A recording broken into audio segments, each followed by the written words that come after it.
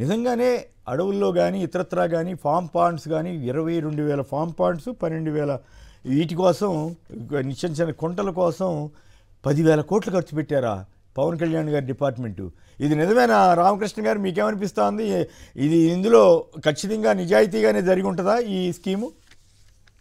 Sir ఇప్పుడు ముందుగా కార్మిక దినోత్సవ శుభాకాంక్షలు. అట్లాగే ఒక చిన్న విషయం సార్, నిన్న బీజేపీ వాళ్ళు కాంగ్రెస్ పార్టీ ఆఫీస్ పైన కోడిగుడ్లతో దాడి చేయడం, పిసిసి ప్రెసిడెంట్ పైన దాడి చేయాలి అనే ఒక సంకుచితమైన ప్రయత్నం చేయడం జరిగింది. దాన్ని ఖండిస్తా ఉన్నాం. ఇవాళ పవన్ కళ్యాణ్ గారు చెప్తా ఉన్నారు 10,600 కోట్లతో పశువులకి కానీ లేకపోతే వన్యప్రాణులకు కానీ కుంటలు ఇవి చేశామని చెప్తున్నప్పుడు, సార్ గత డేటా తీసుకున్నప్పుడు ఆల్రెడీ ఉన్నాయి సార్. అడవుల్లో ఎండాకాలం ఇదేది పశువులకు కానీ వన్యప్రాణులకు కానీ చాలా వరకు ఏర్పాటు చేసి ఉండడం జరిగింది. మరి కొత్తగా ఎక్కడ నిర్మించారు, ఏమి నిర్మించారు? నిర్మించిన దానికోసం 10,600 కోట్లు అంటే చిన్న బడ్జెట్ కాదు సార్. అంటే అది అడవుల్లో ఎవరు పాలైందా అనేది మనం ఆలోచించాల్సిన విషయం. ఒక రోడ్డు వేసే విషయంలో కూడా ఆయన ఖచ్చితంగా రోడ్డు వేస్తాను, ఏది అరకులు అనుకుంటా, ఖచ్చితంగా ఈ రోడ్డు వేపిస్తానని మాట్లాడి వచ్చిన తర్వాత ఆ రోడ్డు కూడా ఫామ్ చేయలేని పరిస్థితుల్లో ఇవాళ అంటే పశువులు బయటకు వచ్చి చెప్పలేవు ఏది నిజంగా నీటి కుంటలు చిన్న చిన్న. తెలంగాణ వార్తలు కూడా చూద్దాం. తెలంగాణ ఇచ్చినందుకు కాంగ్రెస్ విలన్ అయిందా? కాంగ్రెస్ విలన్ అనడం ద్వారా, కాంగ్రెస్ను విలన్ అనడం ద్వారా కేసీఆర్ 101వ పాపం చేశారని ముఖ్యమంత్రి రేవంత్ రెడ్డి గారు అంటున్నారు.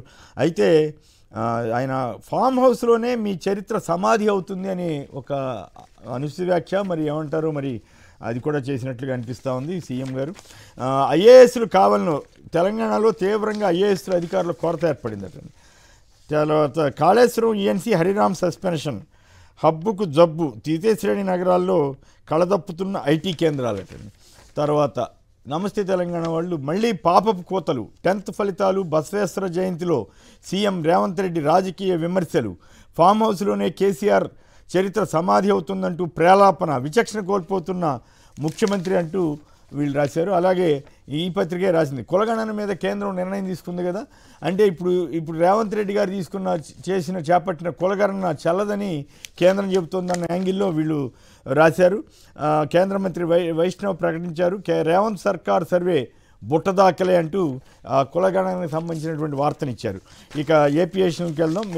మేజర్ వార్తల్లో వెళ్ళడానికి ముందుగా ఈ రాధాకృష్ణకు నజరానా, యాక్టివ్ పీపీఏకి విద్యుత్ నియంత్రణ మండలి అనుమతి, ఇది మరి నజరానా అవుతుందా, ఏమవుతుంది? ఇటీవల బుడమేరు వరదలకు విజయవాడ నగరం అతలాకుతలం అవడానికి యాక్టివ్ పవర్ ప్రాజెక్ట్ కూడా ప్రధాన కారణమన్న విమర్శలు అప్పట్లో వచ్చాయి.